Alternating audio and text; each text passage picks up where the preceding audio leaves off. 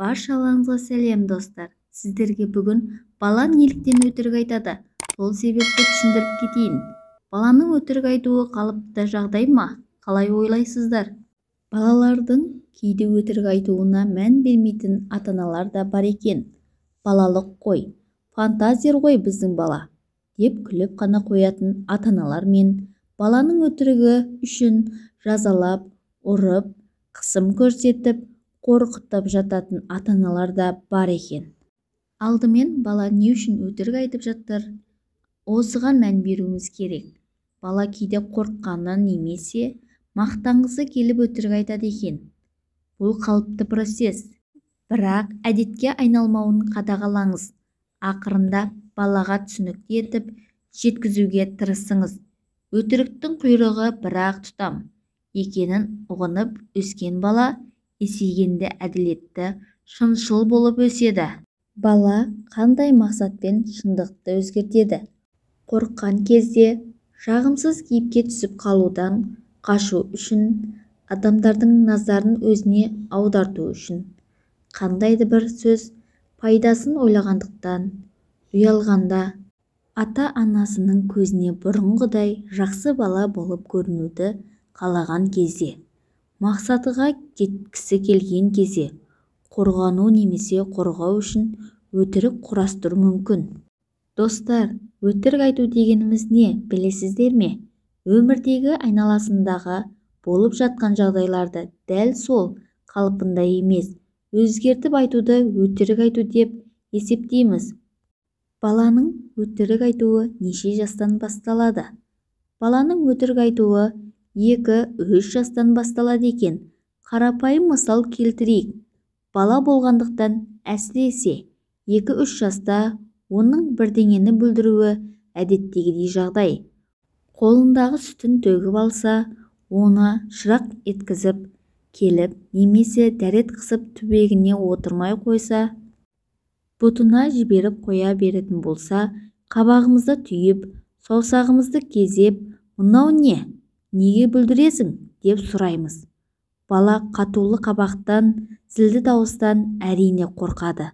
Сол кезде баланың жауабы «Мен емес, анашым» деп көп жағдайда жеңіл қарап құтыла салады. Әрине, баланың өтірік айтуына өзіміз ересектер себепкер болып отырмыз. Бұлай қорқытумен баланың өтірік айтуына жол ашып бергенімізбен қоймай, қабағымызды түйіп, ұрсып, шапалақпен тарту арқылы не істерін білмей тұрған баланы стресс жағдайына қалдырамыз. Достар, баланың өтірік айтуына үлкендер кінәлі ме? Сіздер қалай ойлайсыздар? Бала көбінесе қорыққан кезде өтірік айтады екен.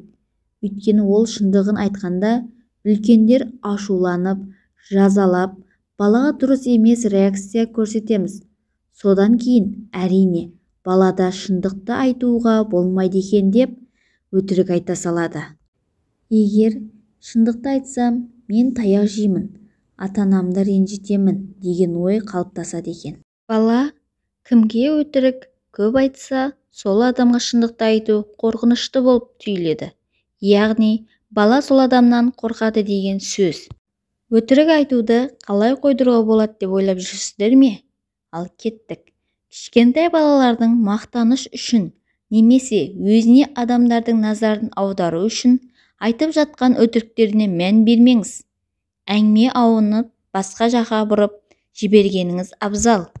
Ата-ананың немесе жақындарының өзін бағалау қаншалықты жоғары болса, бала үшін ол жасөспірім шаққа дейін, одан кейін де идеал адамдардың қатарына саналады.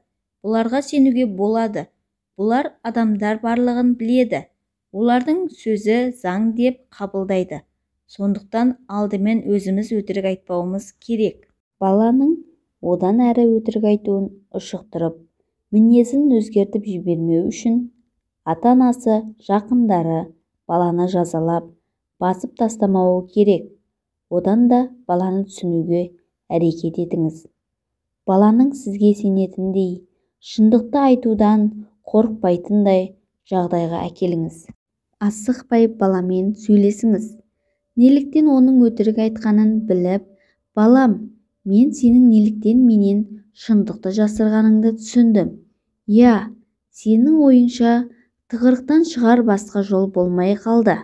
Бірақ ол қандай болса да өтірік. Бұдан кейін өтірікке жолама. Ащы болса да шындықты айт. Өйткені бір өтірік соңынан тағы бір өтірікті ерте келеді. Өз өтірігіңе өзің шырмалап шыға алмай қаласың соңында. Ал мұндай адамдарды ешкім ұнатпайды. Сен жақсы адам болғың келе ме? Жақсы адамдар өтірік айтпайды деп жайбарақат сәбіз ашып отырып та, серуендеп жүріп те айтуға болады. Баланың қанша жаста болғаны маңызды емес. Ол бәрін түсінеді. Бала неше жаста болса да, өтірікші, қойшы, саған сенбеймін деген сөздерді айтушы болмаңыз. Бұндай сөздер балаға дегеніңізбен оның жүрегіне қатты тиеді. Жан дүниесі құлазып жабырқайды. Бала қандай болса да ата-анасы оны қолдайтынын, сенім артатынын, кешіретінін білсе, бала ешқашан өтірік айтпайтын болады. Өтірік айту әдет қашан жойылады? Бала әдейі өтірік айтпайды. Бала өсіп жатқан кездегі психологиялық процестер есейіп жатқандағын бір хабар беретін белгі деп қабылдаңыз. Кейбір балаларда бұл уақытша ғана құбылыс болады. Бала өз бойынан өтірік айту деген түсінікті өткізгісі келеді.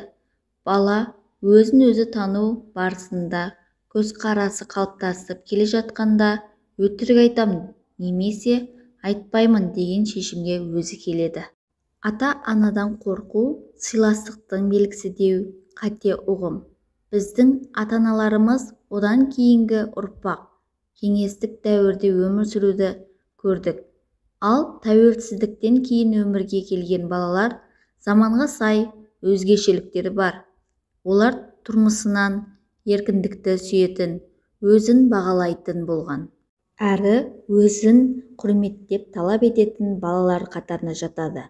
Өз ойын іркіп қалмайды, бетке айтатын болады. Бұлар шынында да көп нәрсені біледі. Өйткені қазір еркіндік көп. Біз де таяқ жедік. Әкеміздің қаттаулы қабағынан, анамыздың айғайлаған қорқтық. Әке-шешеден қорыққан дұрыс деген түсінік дұрыс емес. Қорқу сыйлағандықтың белгісі емес. Ата-анамен қарым-қатынаста да алшақтық болмай, еркіндік болуы керек. Сонда қорқу емес, шынайы сыйластық орнайды. Адам өзін өзі танып білсе, өзіне өзі дұрыс мәміле жасаса, балаларына және айналасындағы қасындағы басқа адамдармен де дұрыс қарым-қатынас жасауды үйренеді. Достар, менің пайдалы кеңестерім сіздерге ұнаған болса, менің каналыма жазылып, лайк басуды ұмытпаңыздар. Сіздермен бірге болған пайдалы кеңестер бір арнасы.